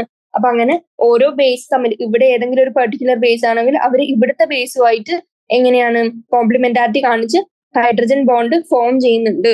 അപ്പോൾ അങ്ങനെ ഹൈഡ്രജൻ ബോണ്ടും ഇവർ തമ്മിലുള്ള റിയാക്ഷൻ ഇൻക്ലൂഡ് ആണ്. ഈ രണ്ട് പോളിന്യൂക്ലിയോടൈഡ് സ്ട്രാൻഡ്സിലും helical conformation by hydrogen bonding between bases in the opposite strands. ഇനി നമ്മുടെ ഹെലിക്സിന്റെ ബാക്ക് ബോൺ എന്ന് പറയുന്നത് എന്താണ്? നമ്മുടെ ഷുഗർ ആൻഡ് ഫോസ്ഫേറ്റ് ഗ്രൂപ്പ് ആണ്. Sugar and phosphate group backbone form ചെയ്യുന്നുണ്ട്. അങ്ങനെ നമുക്ക് DNA സെക്കൻഡറി സ്ട്രക്ചറിൽ എക്സ്പ്ലനേഷൻ ചെയ്യാൻ അറിഞ്ഞിരിക്കണം. ഇത്രയും കാര്യങ്ങൾ secondary structure of DNA justify ചെയ്യുമ്പോൾ നമുക്ക് അറിഞ്ഞിരിക്കണം, പറഞ്ഞോളൂ. ഇത്രയാണ് ആ ക്വസ്റ്റിന്റെ ആൻസർ. ഇനി fifth question, comment on the statement living state is a non-equilibrium steady state to be able to perform work. അപ്പോ ഹ്യൂമൻ ബീങ്സിന് നമുക്കറിയാം എങ്ങനെയാണ് ലിവിങ് സ്റ്റേറ്റ് ആണ്, അല്ലെങ്കിൽ ജീവിക്കുന്ന ഏതൊരു വസ്തു, ഏതൊരു ലിവിങ് ബീങ് എടുത്തു നോക്കിയാലും അവർക്ക് എങ്ങനെയാണ് നോൺ ഇക്വിലിബ്രിയത്തിലുള്ള ഒരു സ്റ്റഡി സ്റ്റേറ്റ് ആണ്. അതായത് അവർ ഇക്വിലിബ്രിയത്തിലല്ല, പക്ഷെ നോൺ ഇക്വിലിബ്രിയത്തിലുള്ള ഒരു സ്റ്റഡി സ്റ്റേറ്റ് ആണ്. ഇതിനെ ജസ്റ്റിഫൈ ചെയ്യാനാണ് ചോദിച്ചിരിക്കുന്നത്. അപ്പോ നമുക്കറിയാം നമ്മുടെ ബയോളജിക്കൽ സിസ്റ്റത്തിൽ എപ്പോഴും എന്തെങ്കിലുമൊക്കെ നടന്നുകൊണ്ടിരിക്കുകയാണ്. അറ്റ് സം പോയിന്റ് ഇതെങ്ങാനും ഇത്രയും വർക്കിംഗ് മോഡിലുള്ള സാധനം നിന്ന് പോയാൽ നമ്മുടെ സിസ്റ്റം തകരാറ് തന്നെയാവും, അല്ലെങ്കിൽ system is no more living നമുക്ക് പറയാൻ പറ്റും. ബയോളജിക്കൽ സിസ്റ്റം ആവണമെങ്കിൽ അവരുടെ മെയിൻ ഫങ്ഷൻസ് ഒക്കെ ക്യാരി ഔട്ട് ചെയ്യാൻ പറ്റണം. അപ്പോ ഇതെങ്ങനെയാണ് ഒരു സ്റ്റേറ്റ് ഓഫ് നോൺ ഇക്വിലിബ്രിയം ആണ് നമുക്ക് പറയാൻ പറ്റും. അങ്ങനെ ഒരു നോൺ ഇക്വിലിബ്രിയം സ്റ്റേറ്റ് ആയതുകൊണ്ടാണ് എപ്പോഴും വർക്കിംഗ് മോഡിൽ നമ്മുടെ ബോഡി ഇരിക്കുന്നത്. ആൻഡ് നമ്മുടെ ഓരോ മെറ്റബോളിസവും ഓരോ സെക്കൻഡിലും നടന്നുകൊണ്ടിരിക്കുകയാണ്. നമുക്കറിയാം നമ്മൾ എടുക്കുന്ന ഓരോ സാധനത്തിന്റെയും ഇൻടേക്ക് നടത്തുന്ന ഗ്ലൂക്കോസ് ആയാലും ഫാറ്റ് ആയാലും എല്ലാത്തിന്റെയും മെറ്റബോളിസം അല്ലെങ്കിൽ അതിന്റെ സ്റ്റോറേജ് എല്ലാം ഏതൊരു മൊമെന്റിലും നടന്നുകൊണ്ടിരിക്കുകയാണ്. ആൻഡ് എപ്പോഴും some work is done within the biological system with the use of energy. നമ്മൾ കഴിക്കുന്ന ഫുഡിൽ നിന്നും മറ്റിൽ നിന്നും എനർജി എക്സ്ട്രാക്ട് ചെയ്ത് ATPന്റെ ഫോമിലാക്കി വെച്ച് നമുക്ക് എനർജി ഉണ്ടാക്കുന്നു. ആ എനർജി പിന്നെ യൂട്ടിലൈസ് ചെയ്ത് വർക്ക് ചെയ്യുന്നു. അപ്പോ ഈ biological system is working to keep the organism in a steady state. Steady state എന്ന് പറഞ്ഞാൽ എന്താണ്? നമ്മൾ ഒരു റിയാക്ഷൻ എടുക്കാണ്, ആൻഡ് ആ റിയാക്ഷനിൽ concentration of B remains constant as the amount of B formed from A is equal to B converted to C. അതായത് A B ഉണ്ടാക്കുന്നു, B C ഉണ്ടാക്കുന്നു. അപ്പോ നമുക്ക് എന്ത് പറയാൻ പറ്റും? B കോൺസ്റ്റന്റ് ആണ് എന്നുള്ളതിന് അർത്ഥം എന്താണ്? ഈ conversion A to B conversion and B to C conversion നിന്നു എന്നുള്ളതല്ല. അതിനപ്പുറം അതിന്റെ അർത്ഥം എന്താന്ന് വെച്ചാൽ എത്രത്തോളം A B ആവുന്നു അത്രത്തോളം B പിന്നെ C ആയിട്ട് ഇൻസ്റ്റന്റ്ലി കൺവേർട്ടഡ് ആവുന്നു. അപ്പോ അതിന്റെ അർത്ഥം എന്താണ്? അതൊരു സ്റ്റഡി സ്റ്റേറ്റ് ആണ്.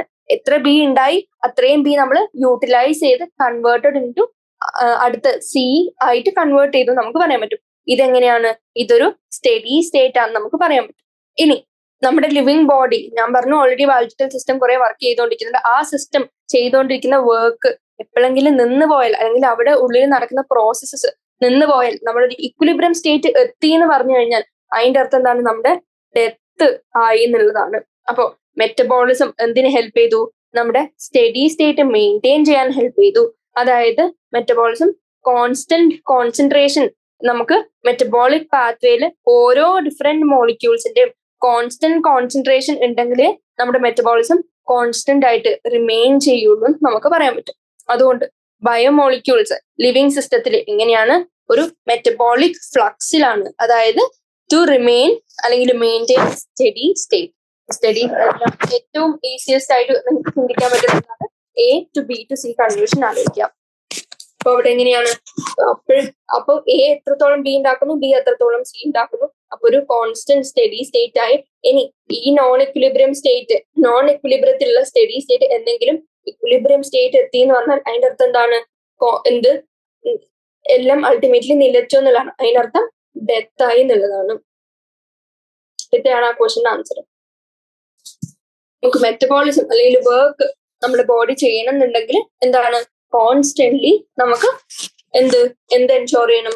ഓരോ മോളിക്യൂൾസും ഇന്റർ കൺവേർട്ടഡ് ആണ്. ആൻഡ് ഇന്റർ കൺവേർട്ട് ആയ ഓരോ മോളിക്യൂൾസും എന്താണ്? ഓരോ പ്രോസസ്സിനും യൂട്ടിലൈസ് ചെയ്യുന്നതിനനുസരിച്ച് അത് പിന്നെ റീപ്ലെനിഷ് ചെയ്ത് ഉണ്ടായി വരുന്നതും കൂടി ആലോചിച്ചു. ഇനി ലോങ് ആൻസർ ടൈപ്പിൽ first question, formation of enzyme substrate complex ES is the first step in catalyzed reactions. Describe the other steps until the formation of product. എന്താണ് ബേസിക്കലി ചോദിച്ചിരിക്കുന്നത്? എൻസൈം സബ്സ്ട്രേറ്റ് കോംപ്ലക്സ് ഉണ്ടാവുന്നതാണ്, കാറ്റലിസിസ് നടന്ന് ബാക്കിയുള്ള reactions ഉണ്ടാവുന്നതാണ്. അത് just ഒന്ന് describe ചെയ്യാനാണ്. അപ്പോ എന്ത് സംഭവിക്കുന്നത് നമുക്കറിയാം. ഒരു എൻസൈം മോളിക്യൂളിന് ആക്റ്റീവ് സൈറ്റ്സ് ഉണ്ട്, അതായത് സ്പെസിഫൈഡ് ഷേപ്പിലുള്ള, അതായത് അതിന്റെ സബ്സ്ട്രേറ്റിന് മാത്രം വന്ന് അറ്റാച്ച് ചെയ്യാൻ പറ്റുന്ന രീതിയിലുള്ള ഇതേപോലുള്ള ക്രെവിസസ് ഉണ്ട്, അല്ലെങ്കിൽ ക്രാക്സ് ഉണ്ട്. ആ ക്രാക്സിലേക്ക് ആര് വരും? നമ്മുടെ സബ്സ്ട്രേറ്റ് മോളിക്യൂൾസ് അടുത്ത് വന്നാല് അവര് കറക്റ്റ് അവിടെ കയറിയിരിക്കുന്നു. അപ്പൊ അങ്ങനെ കയറിയിരിക്കുന്ന അവസ്ഥയാണ് എൻസൈം സബ്സ്ട്രേറ്റ് കോംപ്ലക്സ് എന്ന് വിളിച്ചു. ആൻഡ് അവരങ്ങനെ നിന്ന് കഴിഞ്ഞ് എന്ത് ചെയ്തു? അവര് ഈ പ്രോസസ്സിന് കറ്റാലിസിസ് എന്ന് പറയും. ആൻഡ് എൻസൈം സബ്സ്ട്രേറ്റ് കോംപ്ലക്സ് ഇച്ചിരി കഴിയുമ്പോൾ എന്തുണ്ടാക്കും? നമ്മുടെ വേരിയസ് കോമ്പിനേഷൻ, അതായത് making and breaking of bonds വഴി ഫൈനലി അതെന്താവും? നമ്മുടെ പ്രോഡക്റ്റിനെ റിലീസ് ചെയ്യുന്നു. അപ്പൊ എൻസൈം സെപ്പറേറ്റ് ആയി, enzyme is ready to be used up again. And അതിന്റെ കൂടെ തന്നെ നമ്മുടെ പ്രോഡക്റ്റും ഉണ്ടാക്കി വന്നു. അതായത് ഓരോ എൻസൈം മോളിക്യൂളും ഒരു ആക്റ്റീവ് സൈറ്റ് ഉണ്ട്. ആൻഡ് ഈ ആക്റ്റീവ് സൈറ്റിൽ സ്പെസിഫിക് ആയിട്ടുള്ള, അതായത് നമുക്കറിയാം ഈ ക്രെവിസസ് റൗണ്ട് ആണെങ്കിൽ അവിടെ റൗണ്ട് ഷേപ്പ്, അതായത് ആ സ്പെസിഫിക് ഷേപ്പുള്ള സബ്സ്ട്രേറ്റിന് മാത്രമേ ജോയിൻ ചെയ്യാൻ പറ്റുള്ളൂ. അതേപോലെ സ്പെസിഫിക് ബൈൻഡിങ് സൈറ്റ് ഉണ്ട്. ആൻഡ് ഈ എൻസൈം വർക്ക് ചെയ്യുന്ന എങ്ങനെയാണ്? എൻസൈം സബ്സ്ട്രേറ്റ് കോംപ്ലക്സ് ഉണ്ടായി കഴിഞ്ഞാൽ നമ്മുടെ ആക്ടിവേഷൻ എനർജി കുറയും. അപ്പൊ ആക്ടിവേഷൻ എനർജി കുറഞ്ഞാൽ ചെറിയ എനർജി ഓൾട്ടറേഷനിൽ തന്നെ നമുക്ക് എന്തുണ്ടാക്കാൻ പറ്റും? നമ്മുടെ പ്രോഡക്റ്റ് ഉണ്ടാക്കാൻ പറ്റും. അപ്പോ സബ്സ്ട്രേറ്റിന് ആക്റ്റീവ് സൈറ്റ് ഉണ്ട്, ആൻഡ് അവർ ഫിറ്റ് ചെയ്തു. ആൻഡ് അത് കഴിയുമ്പോൾ ബൈൻഡിങ് ഓഫ് സബ്സ്ട്രേറ്റ് എന്ത് ചെയ്തു? എൻസൈംസിന്റെ ഷേപ്പ് ഓൾട്ടർ ചെയ്തു. അങ്ങനെ എൻസൈം സബ്സ്ട്രേറ്റ് കോംപ്ലക്സ്, കാരണം അവർ ഒന്നായി, എൻസൈമും സബ്സ്ട്രേറ്റും ഒന്നായി, വേറെ ഒരു ഷേപ്പായി, പുതിയൊരു സാധനമായി. ഇനി ഈ കോംപ്ലക്സിൽ എന്ത് പറ്റുന്നു? നമ്മുടെ active site of the enzyme ഇപ്പൊ സബ്സ്ട്രേറ്റ് ഒരു ക്ലോസസ്റ്റ് കോൺടാക്റ്റിലാണ്, അല്ലെങ്കിൽ ക്ലോസസ്റ്റ് പ്രോക്സിമിറ്റിയിലാന്ന് പറയാൻ പറ്റും. അപ്പോ അവിടെ അതിന്റെ കെമിക്കൽ ബോൺസ് ബ്രേക്ക് ചെയ്യുന്നു. ആൻഡ് പുതിയ എൻസൈം പ്രോഡക്റ്റ് കോംപ്ലക്സ് ഫോം ചെയ്യാണ്. ആൻഡ് ഇത് ഫോം ചെയ്യുന്ന നിമിഷം തന്നെ എന്ത് പറ്റുന്നു? എൻസൈം ഈ പ്രോഡക്ട്സിനെ റിലീസ് ചെയ്യുന്നു. ആൻഡ് നമ്മുടെ ഫ്രീ ആയിട്ടുള്ള എൻസൈം അഗൈൻ അടുത്ത മോളിക്യുലർ സബ്സ്ട്രേറ്റിലേക്ക് ജോയിൻ ചെയ്യാൻ, അല്ലെങ്കിൽ ബൈൻഡ് ചെയ്യാൻ പോവാണ്. And once again run through the catalytic cycle. ഇത്രയാണ് എന്തിൽ നടക്കുന്നത്? ഫോർമേഷൻ ഓഫ് പ്രോഡക്റ്റിന് മുമ്പ് നടക്കുന്ന പ്രോസസ് അല്ലെങ്കിൽ സ്റ്റെപ്സ്. ഇനി സെക്കൻഡ് ക്വസ്റ്റ്യൻ എന്താണ്? അത് ഡയറക്റ്റ് ക്വസ്റ്റ്യൻ ആണ്. What are the different classes of enzymes? Explain any two with the type of reaction the catalyse. അപ്പൊ ഡിഫറെന്റ് ക്ലാസസ് എങ്ങനെയാണ് വന്നത്? ഓത്ത് ലിൽ എന്ന് പറഞ്ഞാണ് നമ്മൾ ഇത് ബേസിക്കലി ന്യൂമോണിക് പറയുന്നത് 6 ക്ലാസ് ഓഫ് എൻസൈംസിന്. അപ്പൊ നമ്മുടെ ഓർഡറും തെറ്റില്ല. അതെങ്ങനെയായിരിക്കും? First oxidoreductase, transferase, hydrolase, lyase, isomerase and ligases. അപ്പൊ 6 ക്ലാസസ് ഉണ്ട് എൻസൈംസിന്. ആൻഡ് ഇവർ ഓരോന്നും എന്താണ് ചെയ്യുന്നത്? ഓക്സിഡോ റിഡക്ടേസ്, പേര് പോലെ തന്നെ റെഡ്യൂസ്ഡ് ആയതിനെ ഓക്സിഡൈസ്ഡ് ആക്കി, അതേസമയം ഓക്സിഡൈസ്ഡ് ആയതിനെ റെഡ്യൂസ് ആക്കി വിത്ത് the help of transfer of electrons അല്ലെങ്കിൽ H+. ഇനി ട്രാൻസ്ഫറേസ് എന്താണ് ചെയ്യുന്നത്? ട്രാൻസ്ഫറേസ് എന്ത് ചെയ്തു? നമ്മുടെ ഫങ്ഷണൽ ഗ്രൂപ്പിന്, അതായത് ഹൈഡ്രജൻ അല്ലാത്ത ബാക്കിയുള്ള ഫങ്ഷണൽ ഗ്രൂപ്പ്സിന് ഒരു മോളിക്യൂളിന്, അതായത് ഡൊണേറ്റ് ചെയ്യാൻ താല്പര്യമുള്ളിടത്തുനിന്ന് ഡൊണേറ്റ് ചെയ്യുന്നു. ആൻഡ് അത് നമ്മൾ അക്സെപ്റ്റഡ് മോളിക്യൂൾ അക്സെപ്റ്റ് ചെയ്യുന്നു. ഇതിന്റെ എക്സാമ്പിൾ നമ്മൾ കൈനേസ് പറയാൻ പറ്റും. കൈനേസസ് എന്താണ് ചെയ്യുന്നത്? ഫോസ്ഫേറ്റ് ഗ്രൂപ്പ്, അതായത് ATPയില് നമുക്ക് കാണാൻ പറ്റുന്ന high energy phosphate donating molecules ഉണ്ട്, ATP പോലത്തെ. അവിടുത്തെ ഫോസ്ഫേറ്റ് ഗ്രൂപ്പ് എടുത്ത് നമ്മുടെ പെർട്ടിക്കുലർ സബ്സ്ട്രേറ്റിന് ഡൊണേറ്റ് ചെയ്യുന്നു. അപ്പോൾ ഒരു സബ്സ്ട്രേറ്റും ATP എന്ന് പറഞ്ഞാൽ ഡൊണേറ്റ് ചെയ്യാൻ താല്പര്യമുള്ള high energy phosphate donating molecule ആണ്. With the help of kinase. ഈ കൈനേസ് ആരോന്റെ മേലെയാണ് വരേണ്ടിയിരുന്നത്. And with the help of kinase എന്തുണ്ടാക്കുന്നു? സബ്സ്ട്രേറ്റിന് ഫോസ്ഫേറ്റ് കിട്ടി ആൻഡ് ഇവിടെ ADP ഫോം ചെയ്തു.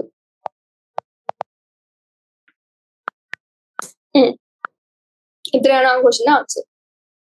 ചോദിച്ചിരിക്കുന്ന എന്താ? ഏതെങ്കിലും രണ്ടെണ്ണത്തിന് കറക്റ്റ് എക്സ്പ്ലെയിൻ ചെയ്യാം, ബാക്കിയുള്ള ഡിഫറെന്റ് ക്ലാസ്സസിനെ ഇന്യൂമറേറ്റ് ചെയ്യുക. ഇനി question number 3. Nucleic acid exhibit secondary structure describe through Watson Crick model. നമ്മൾ ഓൾറെഡി ഡിസ്കസ് ചെയ്ത ക്വസ്റ്റിന്റെ സെയിം ആണ്, ഒന്നുകൂടി ഡിസ്കസ് ചെയ്യാൻ ചോദിച്ചിരിക്കുന്നത്. ഞാൻ ജസ്റ്റ് ഒന്നും കൂടി സമ്മറൈസ് ചെയ്ത് അടുത്ത ക്വസ്റ്റിനിലേക്ക് പോകും. എന്ത് ചെയ്യും? ന്യൂക്ലിക് ആസിഡ്സ് എങ്ങനെയാണ്? മാക്രോമോളിക്യൂൾസ് ആണ്. And example B DNA and RNA, most common examples. ഇനി ന്യൂക്ലിയോടൈഡ്സിന്റെ പോളിമറൈസേഷൻ വഴിയാണ് ന്യൂക്ലിക് ആസിഡ് ഉണ്ടാവുന്നത്. ആൻഡ് ഈ nucleic acid different secondary structures കാണിക്കുന്നു. ആൻഡ് ഈ സെക്കൻഡറി സ്ട്രക്ചറിൽ എങ്ങനെയാണ് ബാക്ക് ബോൺ ആയിട്ട് വരുന്നത്? നമ്മുടെ ഷുഗർ ഫോസ്ഫേറ്റ് ആണ്. ഷുഗർ ഫോസ്ഫേറ്റിന്റെ ബാക്ക് ബോൺ ഉണ്ടാവുന്നുണ്ട്. നമ്മുടെ ബേസസ് ആണെങ്കിൽ ഒരു സ്റ്റാൻഡിൽ നിന്ന് അടുത്ത സ്റ്റാൻഡിലേക്ക് ഹൈഡ്രജൻ ബോണ്ടും ഫോം ചെയ്യുന്നുണ്ട്. And this maintains the shape of the nucleic acid. അപ്പൊ എന്ത് കണ്ടു? നമുക്ക് ഈ ഡയഗ്രത്തിൽ എല്ലാം ഉണ്ട്. ഷുഗർ ഫോസ്ഫേറ്റ് ബാക്ക് ബോൺ നമുക്ക് ഇവിടെ കാണാൻ പറ്റും. ഷുഗർ ഫോസ്ഫേറ്റ് എന്ന് പറഞ്ഞ്.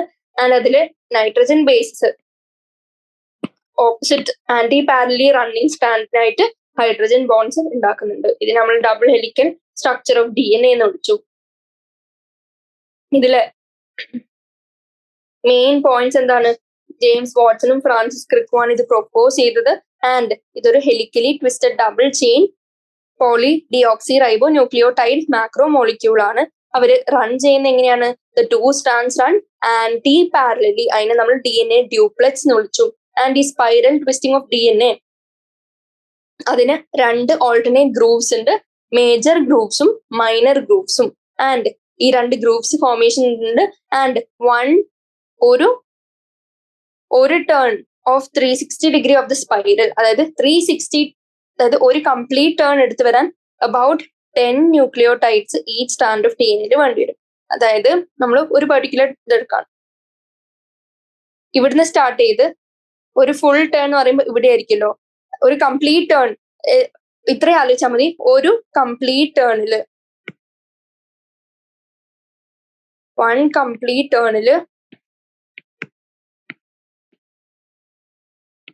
10 ഇതേപോലുള്ള ബോണ്ട് നിങ്ങൾക്ക് കാണാൻ പറ്റും. അപ്പൊ 10 ബോണ്ട് കംപ്ലീറ്റ് ചെയ്യുമ്പോൾ എന്ത് മനസ്സിലാവും? ഒരു കംപ്ലീറ്റ് ടേൺ നമുക്ക് കംപ്ലീറ്റ് ചെയ്തു എന്ന് മനസ്സിലാവും. അപ്പൊ 10 ന്യൂക്ലിയോടൈഡ്സ് ഈച്ച് സ്റ്റാൻഡിൽ നമുക്ക് കാണാൻ പറ്റും 1 ടേൺ എടുത്ത് നോക്കിയാല്. ആൻഡ് ഈ കംപ്ലീറ്റ് ടേൺ എടുക്കാൻ ഓൾമോസ്റ്റ് എത്ര ഡിസ്റ്റൻസ് അവർ കവർ ചെയ്തു? Around 3.4 nanometre. ആ ഡിസ്റ്റൻസും കാര്യങ്ങളൊക്കെ അറിഞ്ഞിരിക്കണം. ഇനി ന്യൂക്ലിയോടൈഡ്സ് എങ്ങനെയാണ്? ഓരോ സ്റ്റാൻഡിലെയും മറ്റൊന്നുമായിട്ട് ജോയിൻ ചെയ്തിരിക്കുന്ന ഫോസ്ഫോഡൈസ്റ്റർ ബോണ്ട് വഴിയാണ്. ആൻഡ് ഈ 2 സ്റ്റാൻഡിലും വീക്ക് ഹൈഡ്രജൻ ബോണ്ട്സ് ഉണ്ട് ബിറ്റ്വീൻ നമ്മുടെ നൈട്രജൻ ബേസസ്. ഇതിൽ ഹൈഡ്രജൻ ബോണ്ട്സ് എങ്ങനെയാണ്? അഡിനിൻ തൈമിനുമായിട്ട് 2 ഹൈഡ്രജൻ ബോണ്ട് ഫോം ചെയ്തു. ഗ്വാനിൻ സൈറ്റോസിനുമായിട്ട് 3 ഹൈഡ്രജൻ ബോണ്ട് ഫോം ചെയ്തു. ആൻഡ് അവരെങ്ങനെയാണ്? കോംപ്ലിമെന്ററി ആണെന്നും കൂടി നമുക്ക് പറയാൻ പറ്റും. ഈ ഡിഫറെന്റ് നൈട്രജൻ ബേസസ് ഉണ്ടല്ലോ, അതായത് പ്യൂരിൻ എപ്പോഴും പിരമിഡിന്റെ ഓപ്പോസിറ്റ് ആയിരിക്കും. കാരണം നമുക്കറിയാം പിരമിഡിന്റെ സ്ട്രക്ചർ കുറച്ചും കൂടി വലുതാണ്.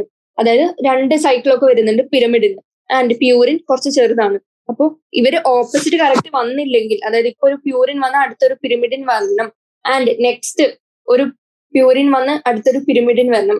ആൻഡ് അങ്ങനെ ഇവര് ഓപ്പോസിറ്റ് വന്നില്ലെങ്കിൽ എന്ത് പറ്റും? 2 പ്യൂരിൻ വന്ന് അവിടെ ഒരു ഷേപ്പിന് ഡിസ്ക്രിപ്പൻസി ഉണ്ടാവും. അപ്പൊ അങ്ങനെ ഷേപ്പിന് ഡിസ്ക്രിപ്പൻസി ഉണ്ടാവാണ്ടിരിക്കാനാണ് ഒരു പ്യൂരിനെ എപ്പോഴും ഒപ്പോസ് ചെയ്ത് നിൽക്കുന്ന നമ്മുടെ ഒരു പിരമിഡിൻ ആയിരിക്കും.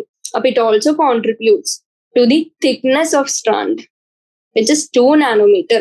And this makes this two chains complementary. ഇത്രയും കാര്യങ്ങളാണ് എന്തുള്ളത്? ഇത് ഒരു നോർമൽ വരക്കുന്ന സ്ട്രാൻഡ്.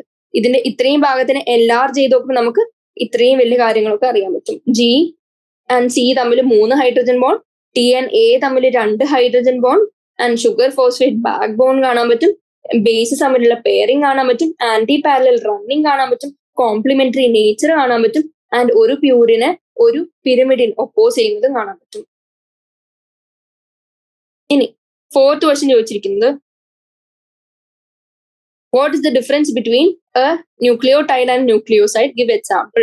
നമുക്കറിയാം എന്താണ്, നൈട്രജൻ ബേസും പെൻഡോ ഷുഗർ മാത്രമുള്ള അതിനെ സൈഡ് എന്ന് വിളിച്ചു. ആൻഡ് ഇതിലേക്ക് ഫോസ്ഫേറ്റ് കൂടി ആഡ് ചെയ്താൽ അതിനെ ന്യൂക്ലിയോടൈഡ് എന്ന് വിളിച്ചു. Nucleotide is acidic in nature. അതേസമയം nucleoside is slightly basic. And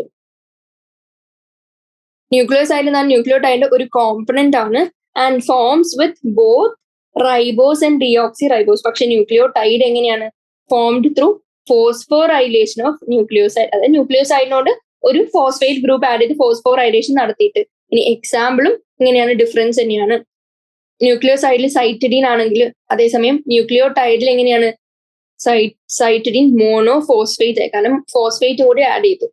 യൂറിഡീൻ ആണെങ്കിൽ ഇവിടെ യൂറിഡീൻ മോണോഫോസ്ഫേറ്റ് ആണ്. അപ്പൊ അങ്ങനെ മോണോഫോസ്ഫേറ്റ് എല്ലാത്തിനെയും കൂടി കൂട്ടുമ്പോഴാണ് നമുക്ക് എന്ത് കിട്ടുന്നത്, ന്യൂക്ലിയോടൈഡ് കിട്ടുന്നത്. സ്ട്രക്ചർ എങ്ങനെയാണ്, ഡിഫറെന്റ് തന്നെയാണ്.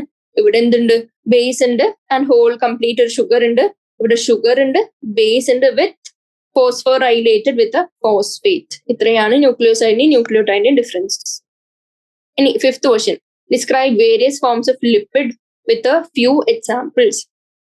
എന്താണ് ലിപ്പിഡ്സ്?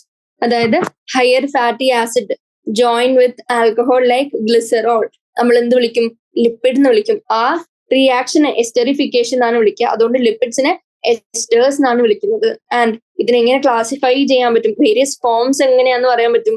സിമ്പിൾ ലിപ്പിഡ്സ് ഉണ്ട്, കമ്പൗണ്ട് അല്ലെങ്കിൽ കോൺജുഗേറ്റഡ് ലിപ്പിഡ്സ് ഉണ്ട്. ഇനി അതുകൂടാണ്ട് സ്റ്റെറോയിഡ്സ് ഉണ്ട് ആൻഡ് അതും കൂടാണ്ട് പ്രോസ്റ്റാഗ്ലാൻഡിൻസ് ഉണ്ട്. ഇതൊക്കെ ഡിഫറെന്റ് ഫോംസ് ഓഫ് ലിപ്പിഡ് ആണ്. സിമ്പിൾ ലിപ്പിഡ്സ് എന്താണ്, ഫാറ്റി ആസിഡും ആൽക്കഹോളും എസ്റ്ററിഫൈ ചെയ്ത് ഒരു സിമ്പിൾ ലിപ്പിഡ് ഉണ്ടാകുന്നു. അതായത് എസ്റ്റേഴ്സ് of higher fatty acids with glycerol. And ഇതില് ഫാറ്റ്സും വരാം വാക്സസും വരാം. ഇനി ഹയർ ഫാറ്റി ആസിഡ് ഗ്ലിസറോൾ അല്ല ആൽക്കഹോളും ആയിട്ടാണ് ജോയിൻ ചെയ്യുന്നതെങ്കിൽ അതിന് നമ്മൾ വാക്സ് എന്ന് പറയും. ഗ്ലിസറോൾ ആണെങ്കിൽ